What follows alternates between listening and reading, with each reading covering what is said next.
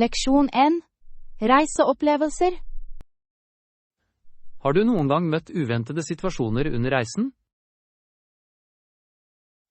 Faktisk, en gang ble bagasjen min forsinket med 2 dager. Det var litt av et eventyr. Å nei.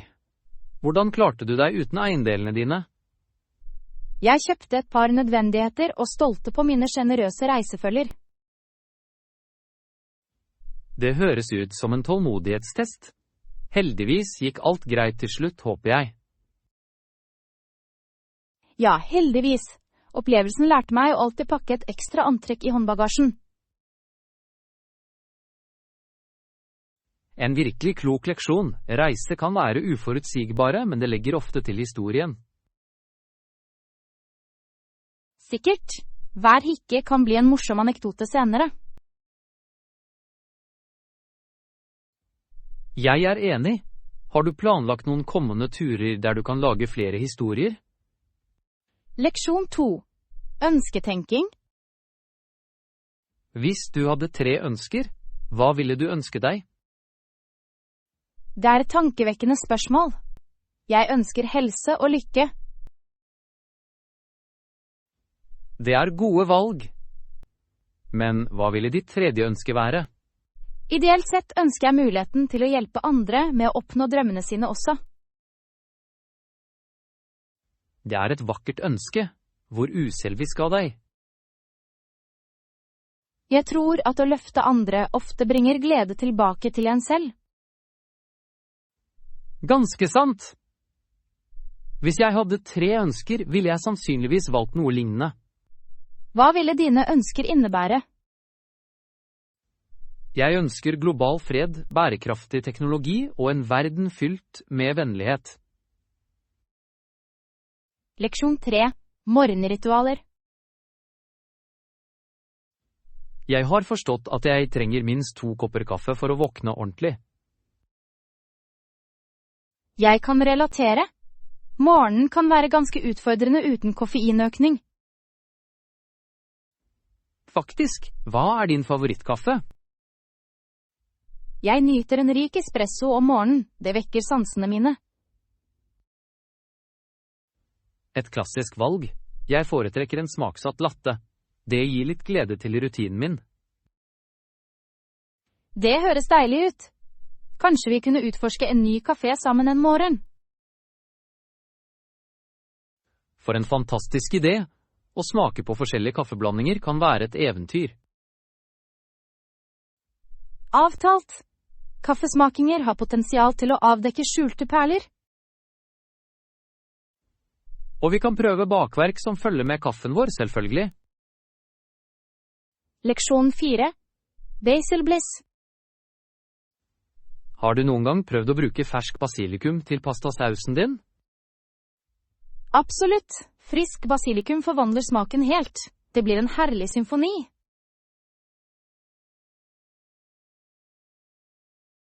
Jeg er helt enig. Jeg tror det er viktig å hente den mens du er i butikken. Faktisk. Skal vi legge til litt tomater og hvitløk mens vi er i gang? Det høres perfekt ut. Jeg vil sørge for at tomatene er modne og smakfulle. Utmerket! Ingrediensene vil skape en fantastisk Maria. Jeg mener saus. Noen ganger skulle jeg ønske jeg var kokk på en fin restaurant. Å kjære, jeg kan allerede se for meg ditt kulinariske mesterverk, en episk basilikumrett. Dette er en restaurant jeg gjerne besøker. Leksjon 5. Brettspillbinding. Jeg tror sosialt samvær gjøres best over noen få brettspill, tror du ikke? Jeg kunne ikke være mer enig. Hvilke brettspill synes du er morsomst? Jeg liker godt Catan på grunn av strategielementene. Hva med deg? Ticket to Ride er fantastisk. Ingenting kan sammenlignes med å bygge et jernbaneimperium. Å ja, spenningen ved å kreve en rute er spennende. Jeg spiller det ofte med venner. Konkurransen er hard, men vennlig. Ingenting som en liten leken rivalisering for å heve moroa.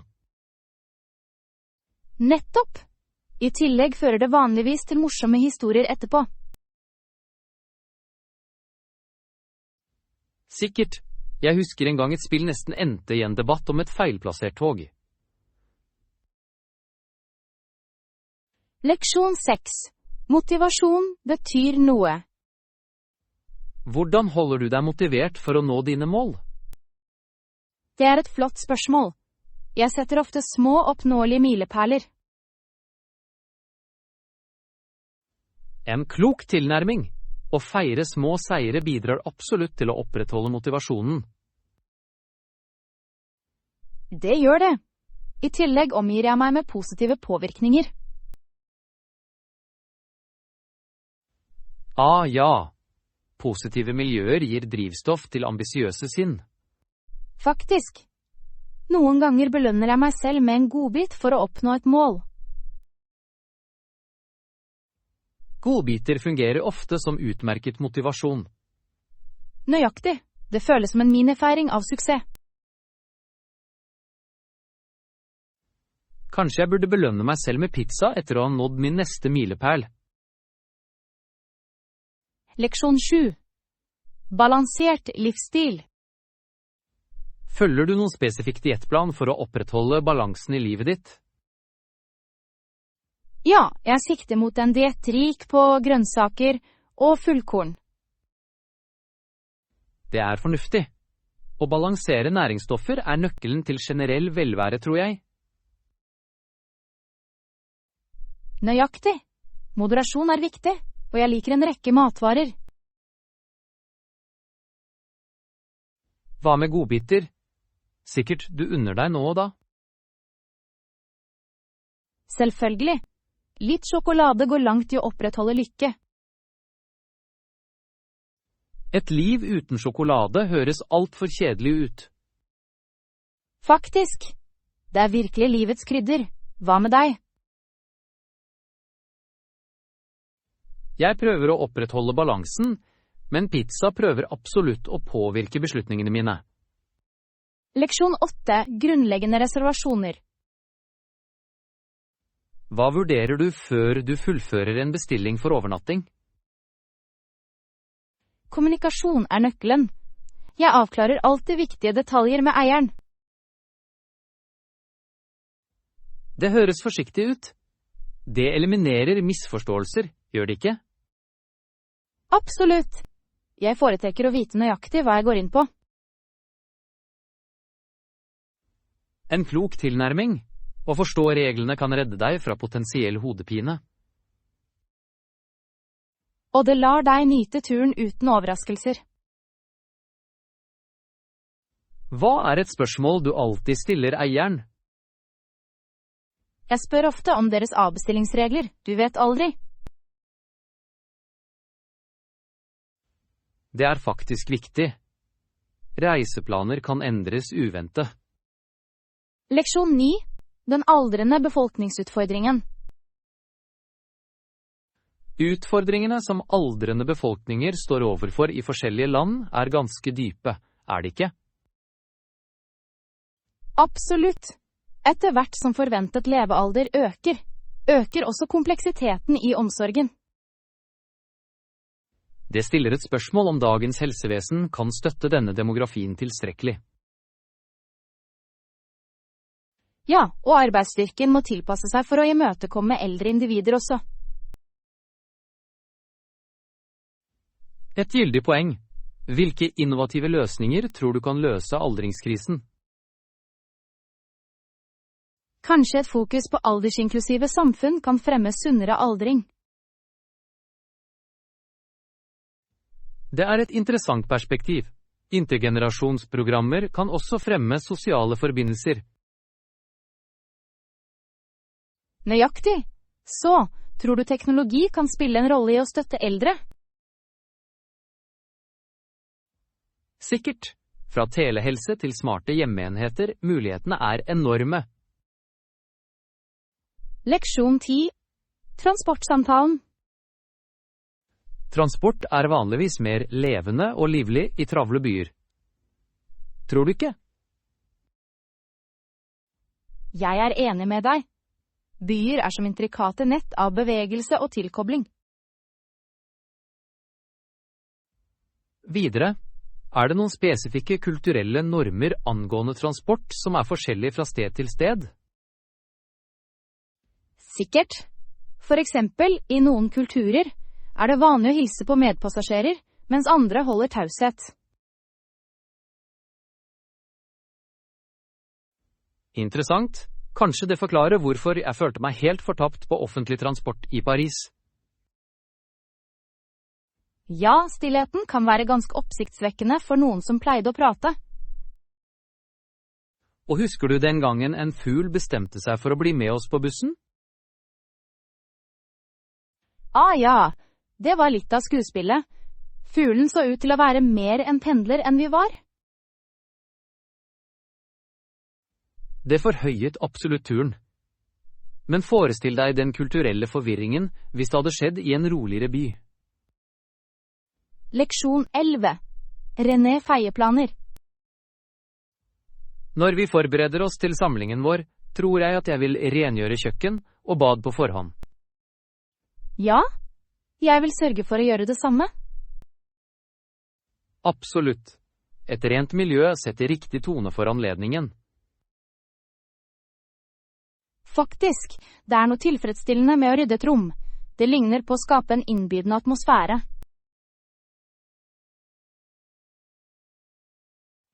Veldig sant. Et velholdt sted har en tendens til å løfte ånden som en lys bukett med friske blomster. Å, så nydelig! Jeg elsker blomster. De gir absolutt livskraft. Akkurat som et ryddig kjøkken gir de liv til rommet. Har du en spesifikk rengjøringsstrategi? Jeg foretrekker å lage en sjekkliste. På den måten savner jeg ikke et sted, uansett hvor skjult det er. Så, du er en grundig planlegger. Jeg beundrer den kvaliteten. Leksjon 12. London gjennom tidene. Byen London er unektelig en av de mest berømte byene i verden. Er du enig? Absolutt! Den har en rik historie gjennomsyret av betydning.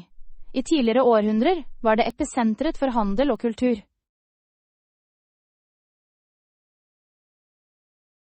Faktisk. Det er ganske forbløffende å tenke på de historiske hendelsene som har utspilt seg der. Ganske riktig. Selve brosteinene må hviske historier om konger og dronninger.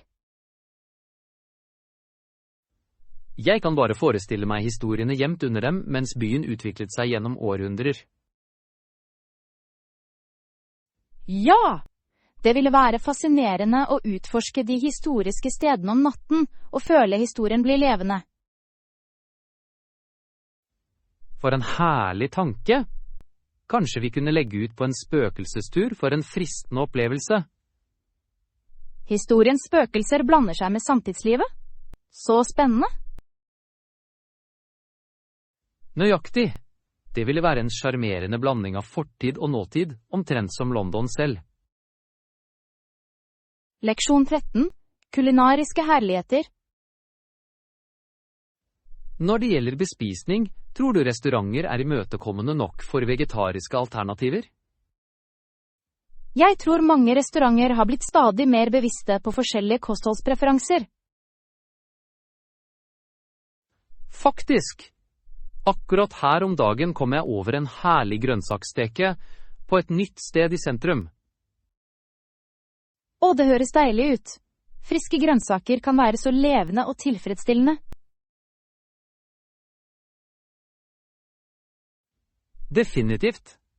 Det er en glede å se hvordan kokker kreativt forvandler grønnsaker til kulinariske mesterverk. Jeg er helt enig. En godt tilberedt grønnsaksrett kan være like fristende som ethvert kjøttfullt tilbud. Jeg vil hevde at de noen ganger til og med kan overgå tradisjonelle retter. Du gjør et solid poeng. Det er noe tilfredsstillende med å nyte et solid vegetarisk måltid. Nettopp!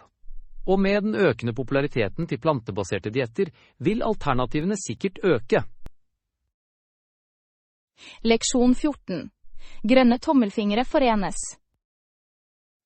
Jeg synes det er utrolig tilfredsstillende å se planter vokse. Hva med deg? Jeg kunne ikke være mer enig. Det er en unik glede i å pleie noe fra frø til blomst. Det føles virkelig givende når du er vitne til fruktene ganske bokstavelig talt av arbeidet ditt. Har du noen spesifikke planter du liker å dyrke? Jeg har en liten urtehage. Det er givende å bruke hjemmedyrket basilikum og rosmarin i matlagingen min. Så herlig! Friske urter løfter virkelig en tallerken til et annet nivå. Det gjør de absolutt. Hva med deg? Dyrker du noe spesielt? Jeg elsker sukkulenter, de er vedlikeholdsvennlige og utrolig sjarmerende. Sukkulenter er herlige. Det er utrolig hvordan de kan trives under så varierte forhold. Leksjon 15. Navigeringshistorikk. Det er fascinerende hvordan USA og Kanada ikke var spesielt vennlige til tider. Det er det virkelig. Likevel var det nettopp denne grunnen som førte til byggingen av kanalen på den kanadiske siden. Nettopp! Strategiske vannveier fungerer ofte som ledninger for både handel og, skal vi si, diplomatisk innsats. Faktisk. Det er bemerkelsesverdig hvordan historien utspiller seg, ofte styrt av nødvendighet snarere enn velvilje. Slike beslutninger kan forme forholdet mellom nasjoner i generasjoner fremover. Absolutt. Det er spennende hvordan infrastruktur kan fungere som mer enn bare veier. Noen ganger symboliserer det enhet. Ja, det forvandles til en livline mellom landene, noe som fører til samarbeid til tross for tidligere uenighet. Ganske paradokse, er det ikke? Historiske spenninger som fører til muligheter for samarbeid. Faktisk, historien har ofte en evne til å overraske oss med resultater. Leksjon 16. Lojalitet og tapperhet. Har du noen gang vurdert lojaliteten som menn fra Normandiet viste under kampene sine? Det er et bemerkelsesverdig tema. Deres tro var virkelig noe å se, spesielt midt i slik motgang. Absolutt. Deres urokkelige tro på hverandre var beslektet med et uknuselig bånd som lim på en snor. Faktisk. Det får en til å tenke på essensen av lojalitet og kjærlighet i møte med utfordringer. Nettopp! Det er som om de trodde at de sammen kunne overvinne oddsen stablet mot dem. Så inspirerende. Det minner meg om moderne teamarbeid, alle må trekke seg sammen for et felles mål. Ganske riktig. De skapte en arv basert på tro, omtrent som en familie som støtter hverandre gjennom tykt og tynt. Man kan bare forestille seg hvor mye tillit de la til hverandre i løpet av de vanskelige tidene. Stol virkelig på. Det forvandler vanlige individer til helter, gjør det ikke? Leksjon 17. Historiens skygger. Har du noen gang fordypet deg i slaveriets uheldige historie og dens opprinnelse? Ja, det er et dystert tema, men å forstå det er avgjørende for vårt kollektive minne. Faktisk, da urbefolkningen gikk ned, søkte plantasjeeiere alternative arbeidskilder. Tragisk nok førte det dem til Afrika, hvor millioner møtte lidelse mot sin vilje. Det er bekymringsfullt å tenke på det som en mørk sky som overskygger menneskehetens reise. Det er det virkelig. Disse personene ble rykket opp fra hjemmene sine, noe man ikke kan forstå lett.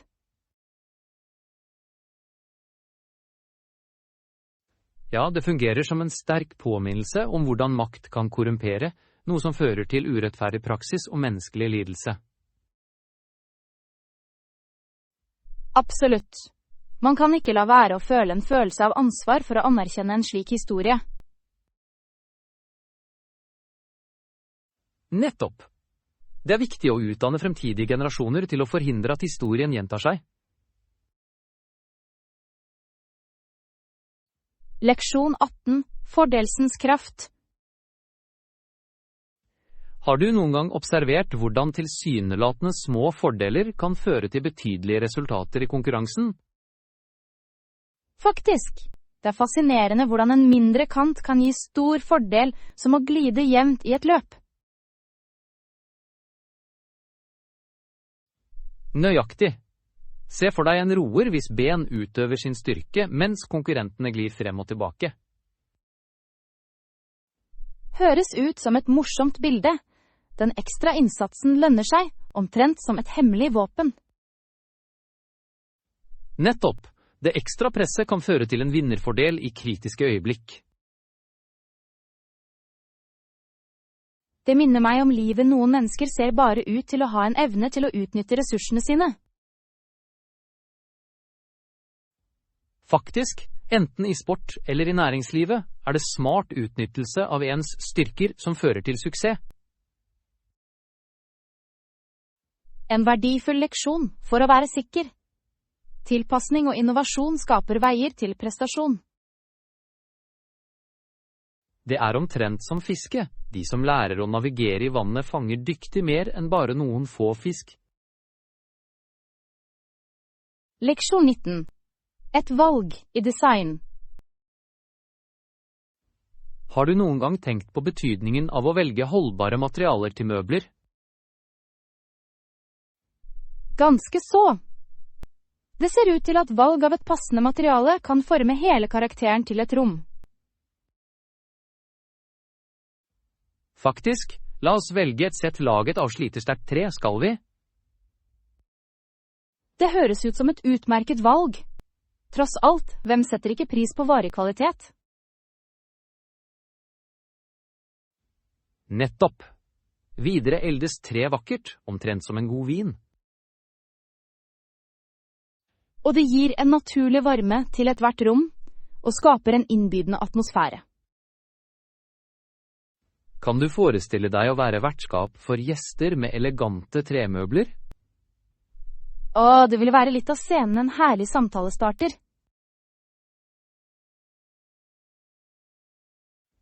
Dessuten oversettes holdbarhet til verdi. Du investerer i et tidløst stykke. Leksjon 20. Rettferdighet i arbeidet. Har du noen gang tenkt på forskjellene i lønn som eksisterer i samfunnet vårt? Det er et ganske presserende problem. For eksempel, kvinner har en tendens til å tjene vesentlig mindre enn menn for likt arbeid. Hvor nedslående. Det faktum at kvinner vanligvis tjener 68 cent for hver dollar som menn tjener, er alarmerende. Faktisk, det fungerer som en påminnelse om å gå inn for rettferdighet på alle arbeidsplasser. Absolutt. Det handler om å sikre at alle individer blir belønnet for sine bidrag, uavhengig av kjønn. Et rettferdig system oppmuntrer til produktivitet, omtrent som hvor glade arbeidere har en tendens til å utmerke seg i oppgavene sine. Nettopp! Hvorfor skal noen føle seg undervurdert? Det reduserer moralen og kveler veksten. Så, hva kan være mer fordelaktig enn å anerkjenne og adressere disse ulikhetene? Avtalt, vi må skape en kultur for åpenhet og rettferdighet for alle arbeidere. Leksjon 21. Naturens dyp. Visste du om Badwater Basin? Det virkelig et bemerkelsesverdig naturfenomen. Ja, det blir ofte referert til som gulvet i Death Valley Nasjonalpark. En så dramatisk betegnelse. Faktisk, det det laveste punktet på den vestlige halvkule, som gir ganske synet å se. Hvem hadde trodd at slike ekstremer eksisterte i California? Kontrasten forbløffende. Det fascinerende å tenke på naturens evne til å skape så mangfoldige landskap. Absolutt. At det under havnivået forbløffende. Naturen har en teft for det teatrale.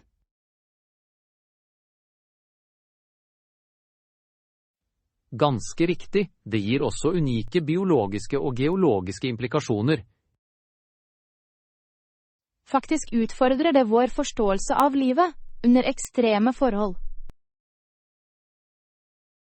Hver unike funksjon bidrar til planetens historie, ikke sant? Leksjon 22. Kulturelle forbindelser. Har du noen gang vurdert hvordan forståelse av forskjellige kulturer kan forbedre samspillet vårt? Absolutt. Det fascinerende hvordan å fordype seg i en annen kultur kan føre til dypere forbindelser. Jeg enig. Hvilke strategier vil du bruke for å nærme deg en ny kultur? Jeg vil sannsynligvis begynne med å engasjere meg i lokale skikker og tradisjoner. Det virker viktig. Det en strålende tilnærming.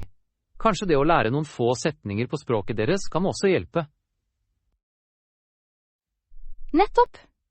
Ingenting bryter isen som et vennlig hei på noens morsmål. Nøyaktig. Har du prøvd denne metoden før? Jeg har! Under en utenlandsreise resulterte mitt forsøk på å hilse lokalbefolkningen på spansk i latter og varme. Det ser ut til at humor også en utmerket bro. Noen andre forslag du har i tankene? Leksjon 23. Et historisk perspektiv. Har du noen gang tenkt på kulturlandskapet i California i løpet av 1800-tallet? Det spennende. Jeg forstår at noen få meksikanske individer bodde der før amerikansk kontroll. Faktisk. Overgangen i løpet av 1840-årene må ha vært ganske dramatisk for lokalsamfunnene. Sikkert. Det får en til å lure på hvordan meksikanere tilpasset seg dette skiftet i styresett. Nettopp. Blandingen av kulturer i denne perioden formet Californias identitet. Det sant. Det må ha vært en kompleks opplevelse som balanserer tradisjon med den nye politiske virkeligheten. Det var som å tilpasse seg en ny oppskrift mens du beholdt noen av de kjære gamle ingrediensene. Veldig bra sagt. Hvordan tror du denne historiske konteksten påvirker det moderne California? Godt spørsmål. Den rike blandingen av kulturer fortsetter å påvirke kunst, musikk og mat. Leksjon 24. Røyksignaler. Har du noen gang vurdert helseimplikasjonene av passiv røyking? Det virkelig et bekymringsfullt spørsmål. Det ser ut til at det kan være enda verre enn å røyke direkte. Nettopp. Det ganske alarmerende å tro at man kan oppleve skadelige effekter av bare å være i nærheten. Det ganske urettferdig. Hva tyder på at vi nå må navigere rundt andres valg? Faktisk, det ligner på å danse rundt et bål uten å bli brent. En perfekt analogi. Farene blir ofte undervurdert. Nøyaktig. Folk ofte ikke klar over at passiv røyking kan føre til alvorlige helseproblemer. Det virker viktig å spre bevissthet om denne skjulte faren. Utvilsomt. Utdanning bør være en prioritet for folkehelseinitiativer. Leksjon 25. Økende popularitet. Har du lagt merke til hvordan grupper blir stadig mer populære i det siste? Det har jeg absolutt. De ser ut til å være samlinger som fremmer fellesskap og forbindelse. Nøyaktig. Dette er ofte små grupper som møtes i private hjem, ikke sant? Faktisk, de gir et intimt rom for likesinnede individer å knytte bånd. Det er en moderne vri på fellesliv. Hva tror du driver populariteten deres? En faktor kan være ønsket om meningsfulle forbindelser i denne digitale tidsalderen. Det er et utmerket poeng. Ansikt-til-ansikt-interaksjoner er ofte langt mer tilfredsstillende. Absolutt. Det gir en følelse av tilhørighet som nettfora kan mangle. Ganske riktig. Det er fascinerende hvordan disse samlingene kan føre til vennskap og samarbeid. Leksjon 26. Majestetisk utsikt. Husker du vår siste tur opp til Grand Visa Fortress? Hvordan kunne jeg glemme det? Utsikten fra toppen var helt fantastisk. Faktisk. Det føltes som om vi var på toppen av verden, med naturen som strekker seg langt og bredt under oss. Panoramautsikten så ut til å fange essensen av hele området. Ja! Det var en utsikt verdt hver bit av stigningen. Jeg har kanskje mistet pusten, men det var verdt det å nyte en slik skjønnhet. Så sant. Langs turen møtte vi også en rekke landskap. Jeg elsket spesielt de livlige villblomstene langs stien. Et herlig preg. De ga farge til reisen vår. Leksjon 27. Kulinariske herligheter. Har du noen gang smakt den berømte florentinske biffen? Jeg har hørt om det, men har ennå ikke opplevd det. Hva gjør det så spesielt? Den er kjent for sin utsøkte smak og møre tekstur. Jeg anbefaler på det sterkeste å prøve det. Det høres allerede herlig ut. Er det spesifikke steder du anbefaler for denne kulinariske satsingen? Absolutt. Det er noen utmerkede trattorias i Firenze som forbereder det til perfeksjon. Jeg skal notere det. Serverer de noe tilbehør til biffen? Vanligvis ledsages det av stekte poteter og en solid salat, noe som forbedrer den generelle opplevelsen. Ganske fristende. Det virker som den perfekte kombinasjonen av smaker. Faktisk, det er viktig å nyte hver bit for å sette pris på det fullt ut. Leksjon 28. Aroma Adventures. Har du noen gang gått inn på en kaffebar og blitt betatt av aromaen av nystekte bønner? Å, absolutt. Lukten er berusende og trekker deg inn som en møll til en flamme. Ikke sant? Det vekker nysgjerrighet rundt forskjellige smaker også. Jeg vil gjerne prøve en ny smak i dag. Noen anbefalinger? Hva med den etiopiske jirgasjeffe? Den har fruktige notater som er ganske herlige. Det høres fristende ut. Jeg skal prøve det. Også, hva med å delta på et kaffesmakingsarrangement en gang? Nå er det en spennende idé. Jeg vil like å lære om smaksprofiler. Fantastisk! Det høres ut som om vi skal på et kulinarisk eventyr sammen. Leksjon 29. Aktiv livsstil. Jeg lærte nylig at yoga- og aerobic-klasser tilbys på lokale arenaer. Virkelig? Det høres ut som en utmerket måte å holde seg aktiv og engasjert på. Faktisk, De tilbyr klasser 2 ganger i uken mange muligheter til å bli med. Jeg kan vurdere å prøve yoga. Det virker som en beroligende opplevelse. Det er det virkelig. I tillegg hjelper det med å øke fleksibiliteten og oppmerksomheten. Perfekt.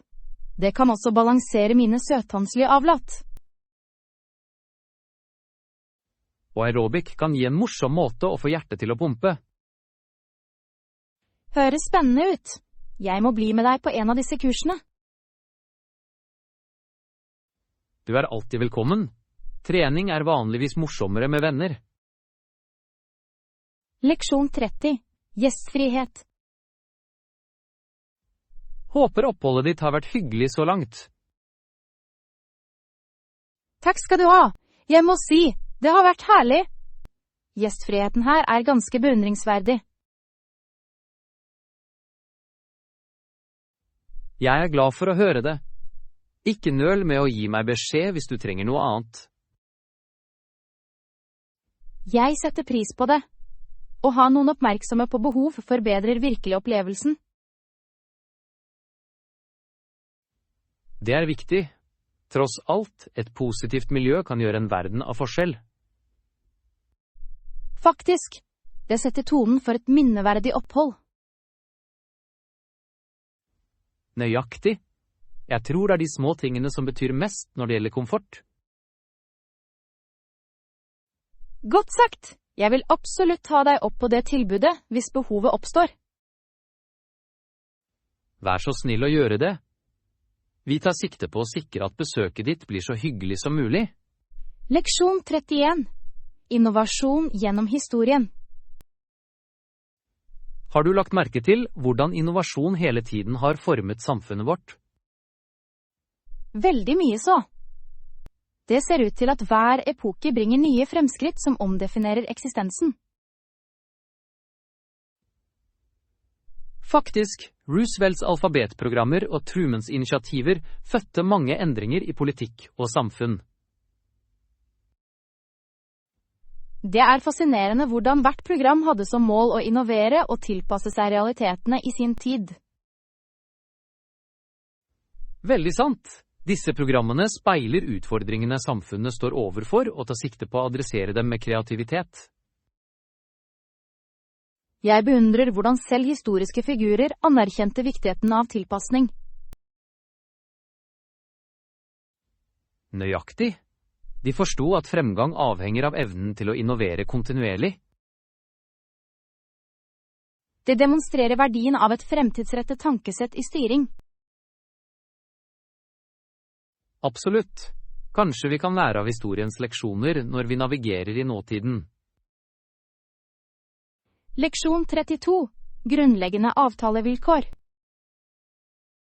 Når vi utarbeider avtalen, bør vi sørge for å ta opp alle bekymringer grundig. Det er et godt poeng. Vi bør også vurdere tidslinjene som er involvert. Nøyaktig. Tidslinjer kan ha betydelig innvirkning på fremdriften i prosjektet. Og klare frister hjelper alle å holde seg ansvarlige, gjør det ikke? Det gjør de absolutt. Det setter forventningene for alle involverte parter. Dessuten mener jeg at det å skissere spesifikke ansvarsområder er like viktig. Perfekt uttalt. Det forhindrer uklarheter som kan føre til misforståelser.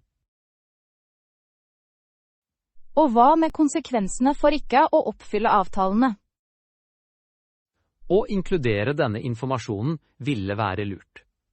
Det sikrer at alle forstår konsekvensene av manglende overholdelse. Leksjon 33. Kunstverdsettelse. Jeg ble nylig imponert over noen abstrakte malerier på det lokale galleriet. Å, de var fantastiske! Bruken av farger og former kan være ganske fascinerende. Absolutt. Det er fascinerende hvordan hvert stykke kan fremkalle forskjellige følelser. Faktisk. Noen stykker transporterer meg øyeblikkelig til en annen verden. Som en visuell reise, Har du noen gang følt deg utfordret til å tolke et abstrakt stykke? Og mange ganger. Det kan føles som å deschiffrere en hemmelig kode. Nøyaktig. Hva tror du kunstneren formidler gjennom de livlige fargene? Kanskje symboliserer det livets kaos og skjønnhet. Det er en innsiktsfull tolkning. Det får absolutt en til å tenke. Leksjon 34. Søndagsturer. På søndager elsker jeg å gå en tur i parken. Det er så forfriskende. Det høres herlig ut. Å vandre i naturen kan virkelig revitalisere ens ånd. Faktisk. Trærne ser ut til å hviske hemmeligheter, og blomstene legger til fargeknuter. Også poetisk. Hva er din favorittpark i området? Jeg liker spesielt de botaniske hagene. De føles som en rolig oase. Disse hagene er fantastiske. Variasjonen av planter er rett og slett forbløffende. Jeg er enig. Jeg mister ofte oversikten over tid på å utforske hvert hjørne. Ligner på å vandre gjennom et magisk rike. Nøyaktig. Kanskje vi kan ta en rolig spasertur sammen neste søndag. Leksjon 35. Navigere i byen. Har du sett det nye skiltet til stasjonen? Det er ganske moderne. Ja! Det skiller seg absolutt ut. Hvor lang tid tar det å komme seg til sentrum derfra? Omtrent 20 minutter på toget, noe som er ganske praktisk. Det er ganske rimelig. Offentlig transport er vanligvis bedre enn å kjøre i byen. Absolutt. Trafikken kan til tider være utholdelig.